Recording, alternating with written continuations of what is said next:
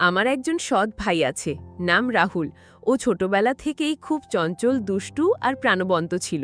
তবে ইদানিং ওর ব্যবহার অনেকটাই বদলে গেছে।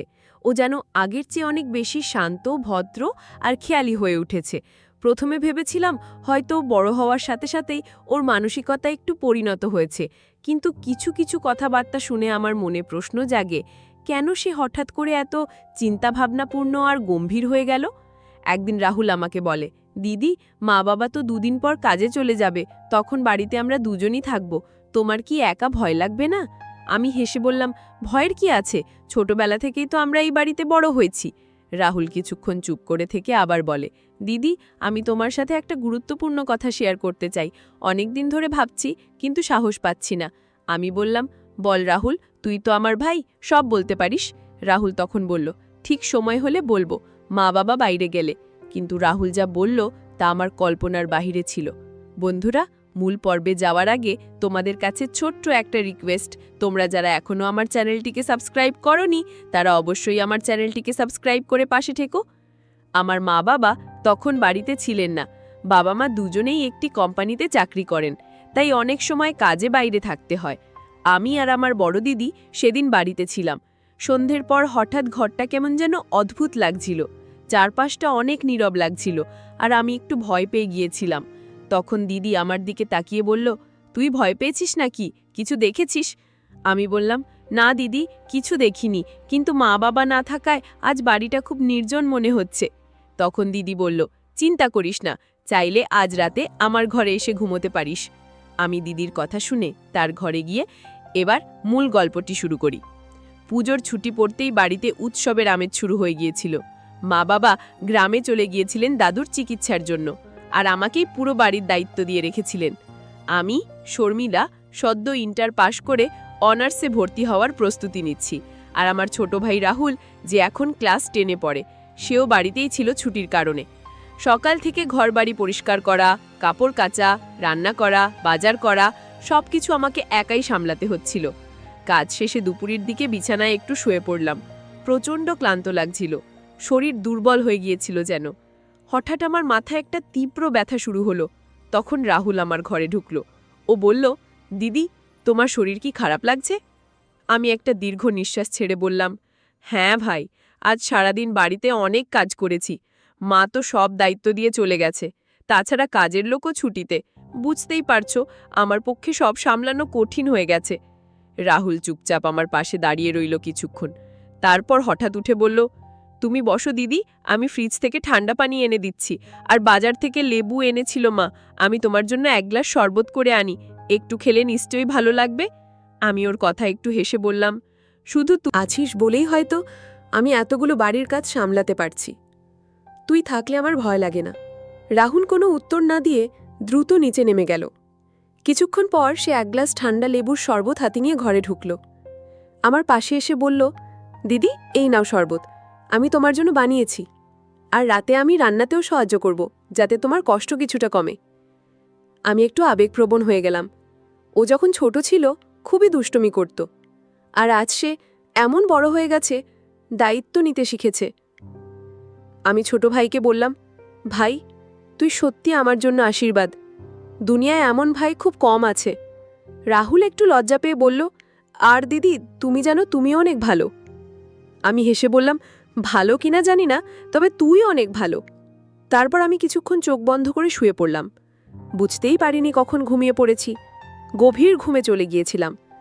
রাত প্রায় 12টার দিকে আমার ঘুম ভাঙে। মায়ের ফোন কলে জেগে উঠলাম। মা জিজ্ঞেস করল, শর্মিলা, তোমরা ঠিক আছো তো, খেয়েছ? আমি বললাম, মা, আজ বাড়িতে অনেক কাজ করেছি, একটু ঘুমিয়ে গিয়েছিলাম, এখনো খাওয়া হয়নি।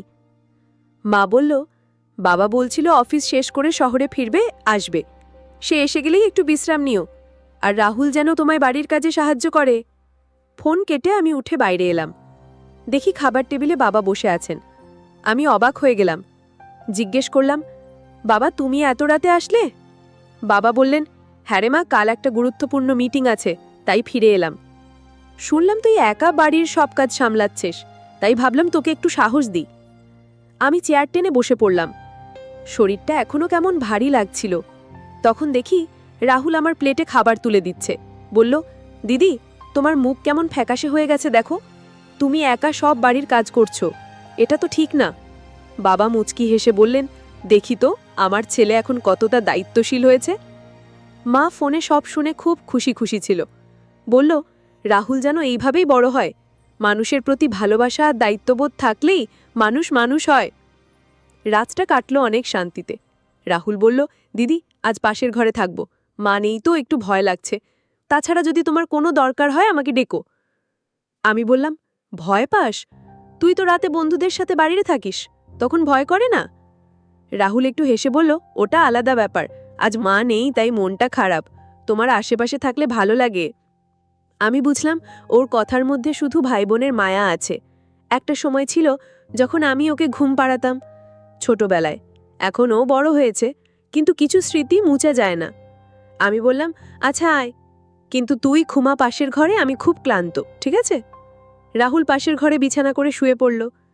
আমি চোখ বন্ধ করে ভাবছিলাম, একটা সময় ছিল যখন আমরা সবাই একসাথে থাকতাম, মা বাবা, আমরা ভাই বোন। এখন সময় বদলেছে, সবাই ব্যস্ত, কিন্তু কিছু সম্পর্ক কখনো বদলায় না। রাহুল ধীরে ধীরে ঘুমিয়ে পড়ল। আমি জানি না আমি কখন ঘুমিয়ে পড়েছিলাম, তবে সকালে যখন চোখ খুললাম দেখি রাহুল বিছানা গুছিয়ে নিচ্ছে। সে বলল, দিদি, তোমার ঘুম ভাঙানো চাবলো বলে গেটে ফোন করে দিয়েছি। দরকার হয়নি, আমি চা বানিয়ে দিচ্ছি, তুই মুখ ধুয়ে এসো। আমি মুগ্ধ হয়ে ওর দিকে তাকালাম। মনে হলো এই ছোট ভাইটাই একদিন হয়তো সত্যিকারের একজন দায়িত্বশীল মানুষ হয়ে উঠবে। আমার মা ও বাবা দুজনেই একই কোম্পানিতে চাকরি করতেন। সংসারের খরচ, আমাদের পড়াশোনার ব্যয় সবকিছু মিলে শুধু বাবার আয় যথেষ্ট ছিল না, তাই মা চাকরিতে যোগ দেন। আমি আর আমার ভাই রাহুল কলেজে পড়ি। তবে এখন পূজার ছুটির জন্য আমাদের কলেজ বন্ধ আর আমরা বাড়িতে আছি। ছুটি শুরু হওয়ার পর লক্ষ্য করছিলাম রাহুল আগের চেয়ে অনেক বেশি খেয়াল নিচ্ছে আমার, বাড়ির কাজে সাহায্য করছে, বারবার জিজ্ঞেস করছে আমি ক্লান্ত কিনা, বলছে তুমি বাড়িতে অনেক কাজ করো, একটু বিশ্রাম নাও, আমি আছি তো। ভালো লাগছিল, কিন্তু কোথাও যেন একটা অস্বস্তি মনে হচ্ছিল আমার মনের ভেতরে। গভীর রাতে হঠাৎ ঘুম ভেঙে দেখি দরজা একটু খোলা, সম্ভবত ভুলে লক করা হয়নি। বাইরে গিয়ে দরজা বন্ধ করলাম, তখন দেখি রাহুলও জেগে আছে। সে বলল, তুমি ঠিক আছো তো? যদি কিছু লাগে বলো, আমি জেগে আছি। তারপর উঠে গিয়ে দরজা বন্ধ করে আবার শুয়ে পড়লাম, কিন্তু ঘুম আসছিল না। মনে হচ্ছিল কেউ যেন আমার ঘরের আশেপাশে নিঃশব্দে হাঁটছে। ভয় লাগছিল।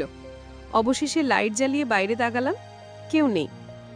তৃষ্ণা পেয়েছিল, তাই রান্নাঘরে গিয়ে পানি আনতে বের হলাম। হঠাৎ দেখি রাহুলও তার ঘর থেকে বের হলো।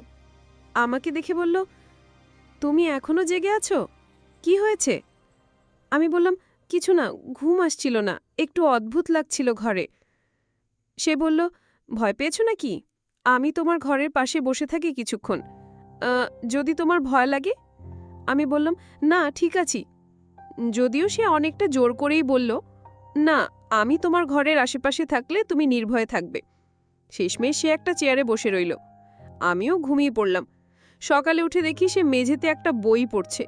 বলল, তুমি অনেক গভীর ঘুমেছিলে আজ, স্বপ্ন দেখেছ? আমি হাসলাম, না, তবে ঘুমটা অন্য দিনের চেয়ে একটু বেশি গভীরই ছিল। মাথায় একটা কুয়াশার ছায়া ছিল, ঠিক ঠাহর করতে পারছিলাম না। সেদিন সারাদিনই আমার মনটা অস্থির ছিল। বারবার মনে হচ্ছিল কিছু একটা ঠিক হচ্ছে না। বাবা মা বাড়িতে না থাকায় কেমন যেন বাড়িটা ফাঁকা লাগছে। রাহুল দেখলাম উঠোনে দাঁড়িয়ে আছে। আমাকে দেখে বলল, দিদি, তোমার রান্নার কাজে কি আমার সাহায্য লাগবে? তবে কিছু কথাবার্তা একটু অদ্ভুত লাগছিল। একদিন রাহুল বলল, দিদি, জানো, মাঝে মাঝে মনে হয় এই বাড়িতে কিছু একটা আছে। গত কয়েক রাতে আমারও ঘুমের মধ্যে আমিও স্বপ্ন দেখছিলাম, জানি না ভুল নাকি আসলে কিছু ছিল। আমি অবাক হলাম, তুইও স্বপ্ন দেখছিস? সেই রাতে আবার আমি অদ্ভুত স্বপ্ন দেখলাম। মনে হচ্ছিল কেউ আমার ঘরের আশেপাশে হাঁটছে, কিন্তু আমি কোনো ভয় পেলাম না। এটা ছিল ঘুমের মধ্যে স্বপ্ন দেখা। আমি আতঙ্কিত হয়ে উঠলাম। পরদিন সকালে মা ফিরে এলো অফিস থেকে। আমি তাকে কথায় কথায় জিজ্ঞেস করলাম, মা, এই বাড়িতে কি পুরনো কোনো স্মৃতি আছে যা ভয় পাওয়ার মতো? মা একটু চুপ করে থেকে বললেন, এই বাড়িতে কোনো কিছু নেই, তুমি ভয় পেও না মা, তবে তুমি এসব ভেবে ভয় পেও না, বিশ্বাস করো না। মনে হয় ছুটির সময় বলে তোমার মন বেশি ভাবছে। আমার সন্দেহ বাড়ল। দুপুরে মা বাবা ঘুমিয়ে গেলে আমি আর রাহুল বসেছিলাম। হঠাৎ সে বলল, তুই চাইলে রাতে আমি তোর ঘরের বাইরের বারান্দায় বসে থাকব। তোর সমস্যা হলে আমাকে ডাকিস, আমি ঘুমাবো না, আমি ঘরের বারান্দায় বসে থাকব। আমি ভাবলাম বিষয়টা হয়তো শুধুই অতিরিক্ত চিন্তা, তবে কিছু একটা ঠিকই ঘটছে, যার ব্যাখ্যা নেই। রাতে ঘুমানোর আগে দরজা ভালোভাবে লক করে দিলাম, জানালাও বন্ধ। এবার লাইটটা জ্বালিয়ে রাখলাম। ঘুম এলো দেরিতে। মাঝরাতে হঠাৎ দরজায় ধাক্কার শব্দ শুনলাম। আমি উঠে গিয়ে বাইরে তাকালাম, কেউ ছিল না। তবে বারান্দার দিকে দেখতে পেলাম আমার ছোট ভাইয়ের মতো কে যেন দাঁড়িয়ে আছে। আমি ঠিক বুঝতে পারিনি। আমি তখন মাকে জোরে ডাক দিলাম। আমার ডাক শুনে সবাই উঠে এলো। বাবা এসে বলল, তুমি ভয় পেয়েছ? দরজাটা তো বন্ধই ছিল। রাহুলও বলল, আমি বাইরে কিছুই দেখিনি। তবে আমি নিশ্চিত আমি কাউকে বারান্দায় দাঁড়িয়ে থাকতে দেখেছি। আমরা হতবাক হয়ে গেলাম। তারপর কয়েকদিন আর কিছু হয়নি। তবে আমি বুঝে গেলাম আমার ভয় শুধু ভাই বা কাউকে নিয়ে নয়, বাড়িতেই হয়তো কিছু অদ্ভুত রহস্য লুকিয়ে আছে। রাহুল পরবর্তীতে একদিন এসে বলল, দিদি, তোকে নিয়ে আমি খুব চিন্তায় ছিলাম, কিন্তু এখন বুঝতে পারছি হয়তো এ বাড়ির ছায়াগুলোই আমাদের মনকে বিভ্রান্ত করছে। আমি চুপ করেছিলাম। আমরা ঠিক করলাম মা বাবার সঙ্গে কথা বলে এই ছুটি শেষে গ্রামের বাড়িতে একটু ঘুরতে যাব। গ্রামের বাড়িতে গেলে হয়তো মনটাও শান্ত হবে। যাই হোক, আমি রাহুলকে বললাম, লোকদের মুখে শুনেছি দাদারা যখন বিয়ে করে ফেলে তখন দিদিরা পর হয়ে যায়। এই কথা শুনে রাহুল হেসে বলল, ভাই, দিদির সম্পর্ক সারা জীবন থাকবে। তোমার মতো দিদি পেয়ে আমি ভাগ্যবান, কারণ দিদিরা মায়ের মতোই হয়। রাহুল আমাকে সব সময় নাম ধরে ডাকত। একদিন বলল, আমি লক্ষ্য করছি তোমার মনটা সব সময় ভালো থাকে। আমি হেসে বললাম, সেটা হয়তো অভ্যাস হয়ে গেছে। সেদিন সন্ধ্যায় ও বলল, আজ তোমার ঘরে গল্প করব, ছোটবেলার মতো। আমি বললাম, আয়, অনেকদিন একসাথে গল্প করা হয় না। কিছুক্ষণ গল্প করার পর ও নিজের ঘরে চলে গেল। পরদিন সকালে ঘুম ভাঙতেই একটু ক্লান্ত লাগছিল। মনে হচ্ছিল ঘুমটা ভালো হয়নি, সম্ভবত গরমের কারণে। ঘরের পাখা বন্ধ ছিল, বিদ্যুৎ থাকলেও কী কারণে যেন চলেনি। আমি উঠে বাথরুমে গেলাম। ফ্রেশ হয়ে নাস্তা বানাতে রান্নাঘরে ঢুকলাম, তখন হঠাৎ শুনলাম রাহুল কারো সঙ্গে নিচু গলায় কথা বলছে। বাড়িতে আমরা ছাড়া কেউ ছিল না, তাই অবাক হলাম। আমি রান্নাঘরের পাশে দাঁড়িয়েছিলাম, তখন রাহুল বৈঠকখানা থেকে বের হলো। তার হাতে কিছু টাকা ছিল। সে হাসছিল, আমাকে দেখে একটু চমকে গেল। আমি জিজ্ঞেস করলাম, এই টাকাগুলো কোথা থেকে পেলি? সে বলল, বাবার এক পুরনো বন্ধু অনেকদিন আগে কিছু টাকা ধার নিয়েছিলেন, সেটা ফেরত দিয়েছেন। ভাবছিলাম টাকাটা দিয়ে নতুন একটা মোবাইল কিনব। আমি বললাম, তুই যদি বাবাকে জানিয়ে মোবাইল কিনিস তাহলে ভালো হয়, তাহলে সবার ভালো হয়। এখনই মোবাইল কেনার দরকার নেই, ঘরের অবস্থা তো দেখছিস। সে লজ্জা পেয়ে মাথা নিচু করে রইল। পরে রাতে শুনলাম সে টাকাগুলো বাবাকে দিয়ে দিয়েছে। পরদিন দুপুরে আমি রান্নাঘরে কাজ করছিলাম। হঠাৎ দেখি রাহুল তার কয়েকজন বন্ধুকে নিয়ে ঘরে ঢুকল। আমি অবাক হলাম। কারুর সঙ্গে কিছু না বলে হঠাৎ বন্ধুদের নিয়ে আসা একদমই ঠিক হয়নি। আমি অন্য ঘরে চলে গেলাম। পরে ওকে বললাম, তোর বাড়িতে আমি একজন বোন হিসেবে থাকি, আমাদের মা বাবা বাড়িতে নেই, এমন সময়ে বন্ধুদের আনবি, তাহলে আমাকে একটু বলেই আনিস। আগে থেকে বলে রাখতি, তাহলে হয়তো ভালো মন্দ কিছু রান্না করে খাওয়াতাম। সে বলল, আচ্ছা, পরের বার আগে বলবো, আজ ওরা হঠাৎ চলে এলো, তুমি চাইলে আমি ওদের একটু পরে নিয়ে বেরিয়ে যাব। আমি বললাম, না, বসুক, আমি চা নাস্তা করে দিচ্ছি, কিন্তু আগে থেকে জানালে আরও ভালো হতো। আমি রান্নাঘরে নাস্তা তৈরি করলাম এবং খাবার টেবিলে সাজিয়ে দিলাম। ওর বন্ধুরা ভদ্রভাবে ধন্যবাদ দিল, কিন্তু তাদের বয়স রাহুলের চেয়ে একটু বেশি মনে হলো। তবুও আমি শালীনতা বজায় রেখে অতিথির মতো আচরণ করলাম। আমি আমার ঘরে চুপচাপ বসে রইলাম যতক্ষণ না ওদের পদধ্বনি দূরে মিলিয়ে গেল। এরপর রাহুলকে গম্ভীর গলায় বললাম, তোমার বন্ধুরা যেন আর এই বাড়িতে না আসে। সে কিছুটা বিস্মিত হয়ে বলল, ওরা আর আসবে না, আর এই বিষয়টা মাকে না বলাই ভালো হবে। রাহুল মাঝে মাঝে খুব শান্ত স্বভাবের হয়, আবার হঠাৎ একটু রুক্ষ হয়ে যায়, যা দিন দিন আমাকে ভাবিয়ে তুলছিল। আমি কথা না বাড়িয়ে নিজের ঘরে চলে এলাম। রাতে ঘুমাতে যাওয়ার সময় হঠাৎ মনে হলো ঘরে বাহিরে কেউ হাঁটছে। ভেবে উঠলাম, এই বাড়িতে তো আমি আর রাহুল ছাড়া আর কেউ নেই। মা বাবা প্রায় বাইরে থাকেন। তখন মনে হলো কে হতে পারে। আমি মনে করলাম এগুলো মনের ভুল ধারণা। ঘরে একা থাকলে অনেক কল্পনাই আসে। ঘুমের মধ্যে অনেকবার উঠে বসেছিলাম, কিন্তু ক্লান্ত শরীর আবার ঘুমিয়ে পড়ছিল। সকালে যখন ঘুম ভাঙল, মাথা ভারী লাগছিল আর চোখ ঘুরছিল। ঘরের এক কোণে একটা ছোট প্যাকেট পড়ে থাকতে দেখলাম, যেটা আগে ছিল না। একটু অস্বস্তি বোধ করলাম। কে এটা এখানে রেখে গেল? প্যাকেটটা সরিয়ে রাখলাম এবং মাথায় ঘুরছিল। হঠাৎ ওর ফিসফিস করা গলায় কিছু শব্দ শুনতে পেয়েছিলাম যেন, তবে নিশ্চিত হতে পারিনি। কিছুক্ষণ পর আবার দেখলাম প্যাকেটটা কোথাও নেই। এই রহস্যটা আমাকে গভীরভাবে ভাবিয়ে তুলল। পরের দিন শরীর ভালো লাগছিল না। মা অফিস থেকে ফিরে চিন্তিত হয়ে বললেন, কাল তোমায় নিয়ে ডাক্তারের কাছে যাব। পরের দিন মা আমাকে ডাক্তারের কাছে নিয়ে গেলেন। ডাক্তারের কাছে গিয়ে রিপোর্ট হাতে পেয়ে আমি কিছুটা বিস্মিত হয়ে গেলাম।